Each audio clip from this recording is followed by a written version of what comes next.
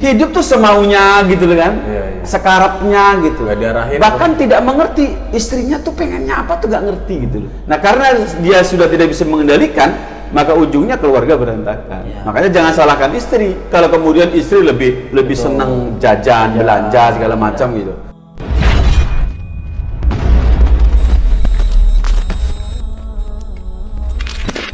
Assalamualaikum warahmatullahi wabarakatuh. Apa kabar keluarga bahagia?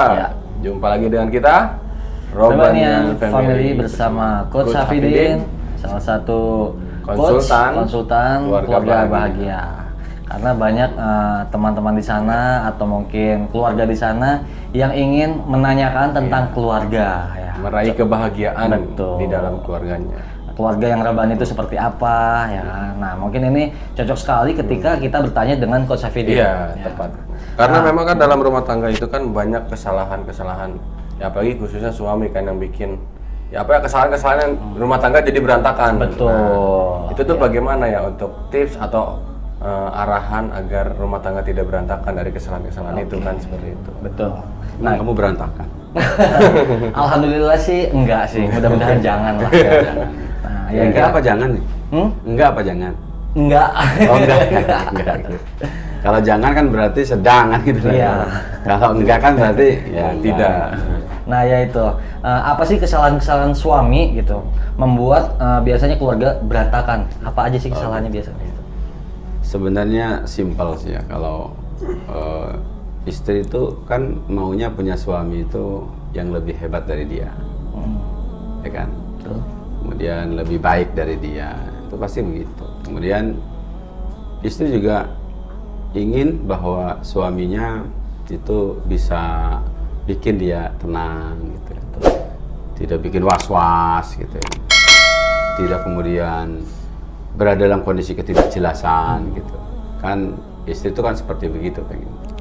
Tetapi keinginan istri itu ya kadang-kadang tidak terpenuhi oleh suami. Bahkan tidak jarang suami yang punya tingkah laku yang berefek kepada rusaknya rumah tangga. Jadi berantakan begitu. Itu ada banyak. Kita sebut aja misalnya ada 3 kesalahan suami yang membuat rumah tangganya itu acak-acakan itu, berantakan. Kalau bahasa saya itu acak-acakan, gitu kan gitu. Ya. Misal yang pertama, suami itu nggak punya visi ukhrawi gitu loh. Nah, Nggak punya visi ukhrawi itu nggak punya gitu.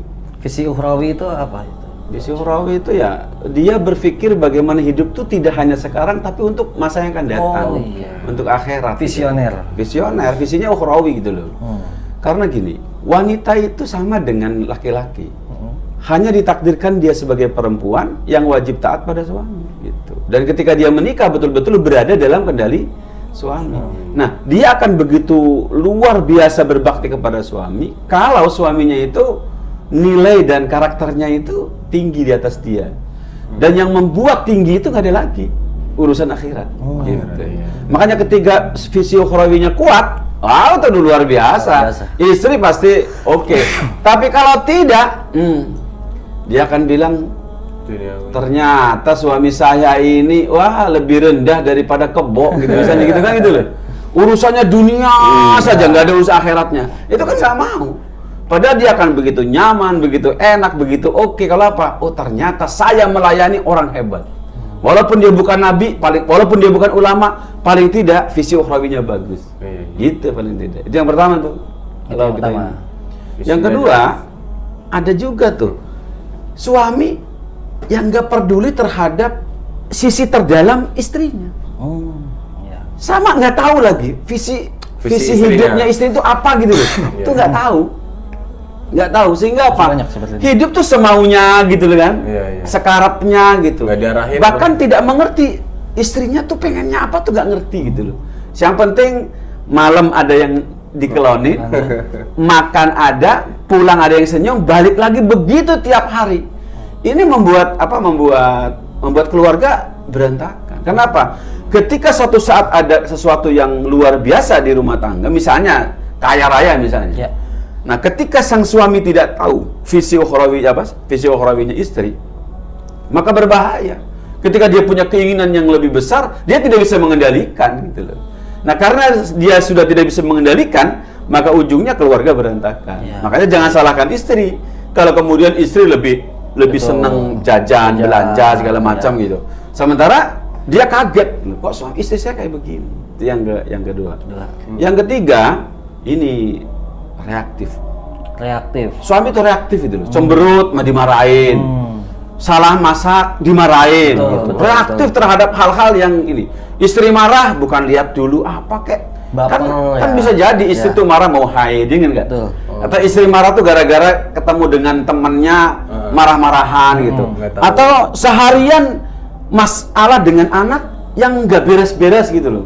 Kemudian datang suaminya, ini bapaknya ini sekalian tak timpain sama bapaknya. Bisa jadi begitu kan gitu. Nah, suami yang reaktif itu pasti akan apa? Wah, kan sudah pasti tuh. Istri disalahkan. Kamu tuh bisanya marah aja, bisa begitu kan gitu. Padahal apa? Kalau dia tidak reaktif kan ada solusi. Misalnya istri marah-marah tiba-tiba, "Dek, kenapa sih kok marah?" Gitu kan. "Aku baru pulang cukup capek. Mandi dulu aku ya. Boleh kamu nanti marah setelah itu atau ngomong setelah itu apa?"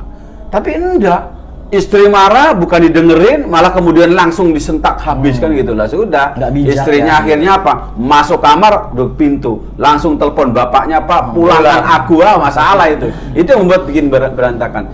3 itu saja sudah cukup membuat rumah tangga hancur-hancuran gitu loh. Nggak perlu banyak-banyak. Kalau kita sebut sampai misalnya sampai berapa gitu ya, Masya Allah. Itu kira-kira. Makanya suka marah nggak di rumah?